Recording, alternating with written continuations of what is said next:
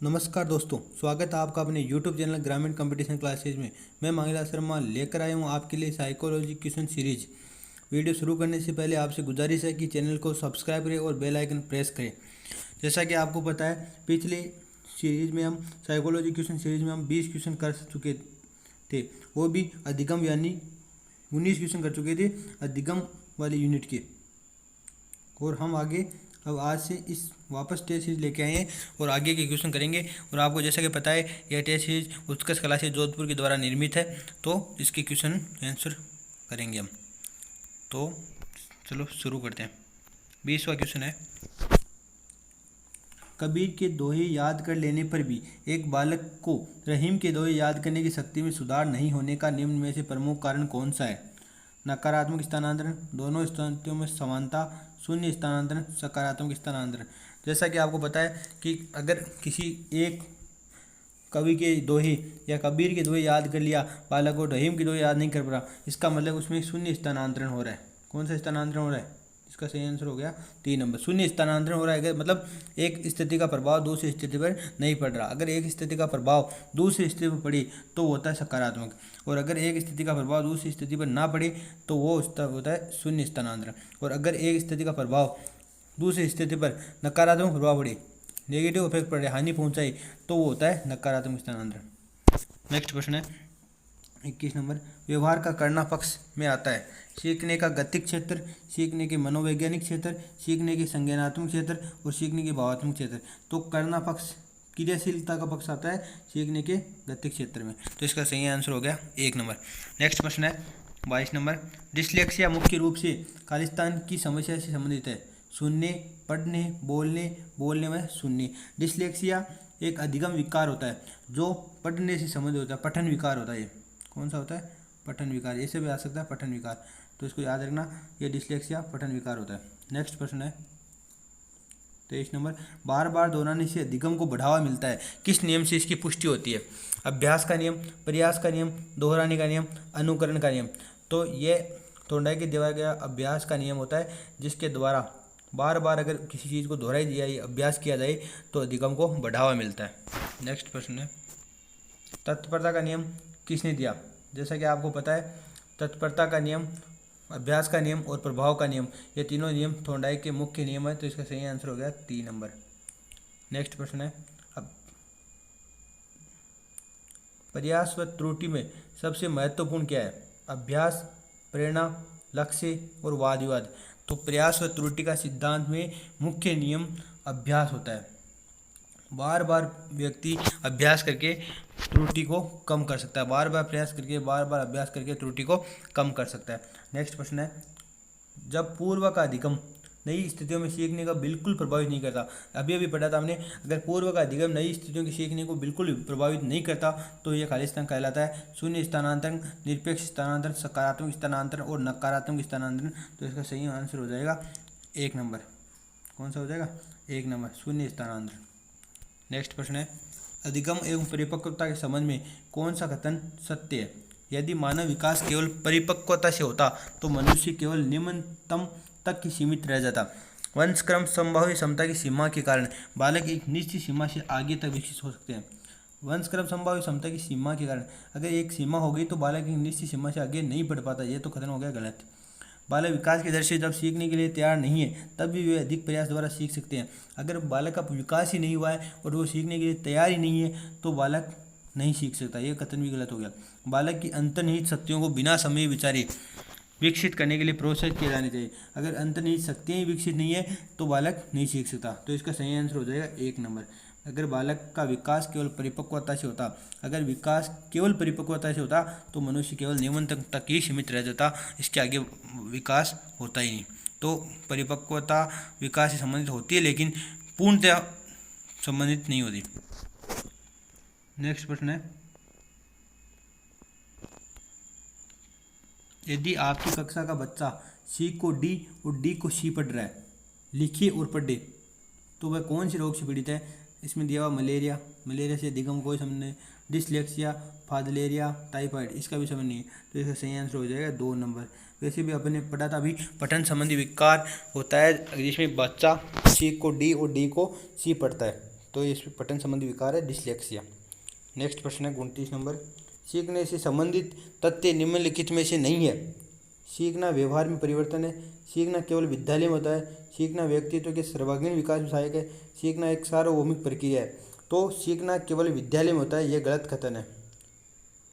निम्नलिखित में से तथ्य संबंधित तथ्य नहीं है, असत्य कथन धारणा है। इसका मतलब हो गया 2 नंबर।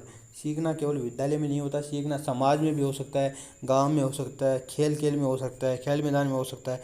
ये सब सीखना कहीं भी हो सकता है, केवल विद्यालय में नहीं होता। कौन सा सिद्धांत व्यक्त करता है कि मानव मस्तिष्क एक बर्फ की बड़ी चट्टान के समान है जो कि अधिकांशतः छिपी रहती है एवं उसमें चेतन के 3 स्तर है। यह सिद्धांत मनोविश्लेषणात्मक सिद्धांत होता है जो दिया गया था फ्राइड के द्वारा। और फ्राइड ने बताया था कि जो बर्फ़ का एक टुकड़ा होता है उसका कुछ भाग अंदर डूबा हुआ होता है और कुछ भाग बाहर की तरफ होता है। जो बाहर भाग होता है वो चेतन मन होता है, वो 10% होता है, और जो अंदर डूबा हुआ भाग होता है वो 90% होता है, जो अचेतन और अचेतन मन होता है। तो इस प्रकार मनोविश्लेषणवाद सिद्धांत दिया था फ्राइड ने, और उसमें इस सिद्धांत की व्यक्त करता था कि मानव मस्तिष्क एक बर्फ की बड़ी चट्टान के समान है जो कि अधिकांशतः छिपी रहती है, उसमें चेतन के 3 स्तर होते हैं। ये बताने वाले मनोविश्लेषणवाद सिद्धांत थे। नेक्स्ट प्रश्न है, जिन इच्छाओं की पूर्ति नहीं होती उनका भंडार गृह, मतलब दमित इच्छाओं का भंडार गृह या जिन इच्छाओं की पूर्ति नहीं होती उनका भंडार गृह कौन सा होता है? इदम। तो इसका सही आंसर हो गया 1 नंबर। मनोविश्लेषणवादी सिद्धांत के प्रवर्तक है, अभी अभी पढ़ा था, मनोविश्लेषणवादी सिद्धांत के प्रवर्तक फ्राइड है। कौन है? फ्राइड। तो इसका सही आंसर हो गया 3 नंबर। नेक्स्ट प्रश्न है 32 हो गए, 33 नंबर प्रश्न। पियाजे के संज्ञानात्मक विकास सिद्धांत के अनुसार संवेदी क्रियात्मक अवस्था होती है। तो पियाजे ने अपना संज्ञानात्मक विकास सिद्धांत दिया था, उसके अनुसार संवेदी क्रियात्मक अवस्था होती है। पहली अवस्था होती है संवेदी क्रियात्मक अवस्था, जो जन्म से 2 वर्ष के बीच होती है। तो इसका सही आंसर हो गया जन्म से 2 वर्ष, 1 नंबर। नेक्स्ट प्रश्न है, पियाजे के अनुसार मूर्त संक्रियात्मक अवस्था होती है। तो पियाजे के अनुसार मूर्त संक्रियात्मक अवस्था होती है 7 से 11 अवस्था, 11 वर्ष। तो इसका सही आंसर हो गया 2 नंबर। नेक्स्ट प्रश्न है, सीखना व्यवहार में उत्तरोत्तर सामंजस्य की प्रक्रिया है। यह कथन है, करो एवं करो, स्किनर, पियाजे, कोहलर। तो सीखना व्यवहार में उत्तरोत्तर सामंजस्य की प्रक्रिया है या अधिगम व्यवहार में उत्तरोत्तर अनुकूलन की प्रक्रिया, ऐसी अगर परिभाषा आ रही है, उत्तरोत्तर अनुकूलन या उत्तरोत्तर सामंजस्य की परिभाषा आ रही है तो यह परिभाषा है स्किनर की। उत्तरोत्तर अनुकूलन या उत्तरोत्तर सामंजस्य की परिभाषा दी थी स्किनर ने। नेक्स्ट प्रश्न है, सामाजिक अधिगम आरंभ होता है अलगाव से। अलगाव का मतलब दूर होने से, भीड़ से, दर से, शहर सामग्री से, संपर्क से। तो जो सामाजिक अधिगम होता है वो संपर्क से होता है, समाज में लोगों के संपर्क में आने पर सामाजिक अधिगम आरंभ होता है। निम्नलिखित में से कौन सा विशिष्ट अधिगम विकलांगता का उदाहरण है? मानसिक मंदता। कौन सा विशिष्ट अधिगम विकलांगता, मतलब अधिगम निरोगिता पूछिए तो हम 2-3 बार पढ़ चुके हैं, डिसलेक्सिया एक अधिगम विकार है, अधिगम निरोगिता है। नेक्स्ट प्रश्न है, व्यवहारवादी विचारक है वाटसन, कोहलर, पियाजे और ब्रूनर। तो इसका सही आंसर है वाटसन। व्यवहारवाद के जनक भी वाटसन को माना जाता है और व्यवहारवादी विचारक है वाटसन। व्यवहारवाद के जन्मदाता, ये वापस आ गया, ये परीक्षा में पूछा हुआ प्रश्न है दोनों बार। तो व्यवहारवाद के जन्मदाता भी कौन है? वाटसन। तो इसका सही आंसर 3। नेक्स्ट प्रश्न है, बच्चों के संज्ञानात्मक विकास को सबसे अच्छे तरीके से कहाँ परिभाषित किया जा सकता है? खेल के मैदान में। अब बात करें संज्ञानात्मक विकास की, और संज्ञानात्मक विकास को विद्यालय एवं कक्षा में ही परिभाषित किया जा सकता है। घर में, ऑडिटोरियम में, खेल के मैदान में संज्ञानात्मक विकास को परिभाषित नहीं किया जा सकता। नेक्स्ट प्रश्न है, सीखने का वह सिद्धांत जो पूर्ण रूप से और केवल अवलोकनीय व्यवहार पर आधारित होता है, सीखने के किस सिद्धांत से संबंध है? संज्ञानवादी, व्यवहारवादी, विकासवादी और रचनावादी। तो जो अवलोकन व्यवहार पर आधारित होता है, केवल देख कर सीखता है या अवलोकन करके सीखता है, तो वो होता है व्यवहारवादी सिद्धांत।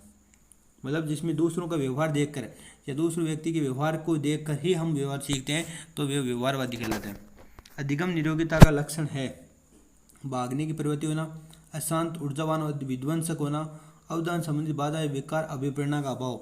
तो इसका सही आंसर होगा 3 नंबर। अवधान का मतलब हो गया ध्यान, अटेंशन। अटेंशन मतलब जो ध्यान से संबंधी विकार है, अगर व्यक्ति किसी में ध्यान नहीं लगा पा रहा तो अवधान संबंधी विकार आ रहा है, तो वो होगी अधिगम निरोगिता। इसका सही आंसर हो गया 3 नंबर। नेक्स्ट प्रश्न है, एक क्रिकेट खिलाड़ी अपनी गेंदबाजी के कौशल को विकसित कर लेता है पर यह उसके बल्लेबाजी के कौशल को प्रभावित नहीं करता, मतलब बिल्कुल प्रभावित नहीं करा, इसका मतलब शून्य प्रशिक्षण अंतरण है। अधिगम स्थानांतरण को अधिगम अंतरण भी कहते हैं, प्रशिक्षण अंतरण भी कहते हैं। तो ध्यान रखना, स्थानांतरण आ जाए चाहे अंतरण आ जाए एक ही बात है, वो शून्य प्रशिक्षण अंतरण होगा अगर एक गेंदबाजी के कौशल को प्रभावित नहीं करता। अगर गेंदबाजी के कौशल को विकसित कर लिया और बल्लेबाजी के कौशल को विकसित नहीं कर पा रहा है तो इसका मतलब उसमें शून्य स्थानांतरण हो रहा है। नेक्स्ट प्रश्न है, सीखने की प्रथम अवस्था में सीखने की गति होती है। जैसा कि आपको पता होगा, सीखने की 3 अवस्थाएं होती हैं। कितनी अवस्थाएं होती हैं? 3 अवस्थाएं। प्रथम अवस्था, मध्य अवस्था और अंतिम। प्रथम, मध्य और अंतिम 3 अवस्थाएं होती है। पहली अवस्था में सीखने की गति तीव्र होती है, जबकि मध्य अवस्था में गति धीमी हो जाती है और अंतिम अवस्था में आते आते सीखने की गति नगण्य हो जाती है। इसका मतलब प्रथम अवस्था में सीखने की गति होती है तेज। साइकिल चलाने वाला स्कूटर चलाना शीघ्र सीख लेता है। यह शून्य स्थानांतरण है, लंबवत स्थानांतरण है, ऋणात्मक स्थानांतरण है, धनात्मक स्थानांतरण। मतलब अगर साइकिल चलाने वाला स्कूटर चलाना शीघ्र सीख लेता है, इसका मतलब साइकिल का प्रभाव स्कूटर पर आ रहा है। जो साइकिल सीखी हुई थी पहले, उसका प्रभाव स्कूटर चलाने पर आ रहा है, तो इसका मतलब कौन सा अधिगम है? धनात्मक। पॉजिटिव प्रभाव पड़ रहा है तो धनात्मक स्थानांतरण।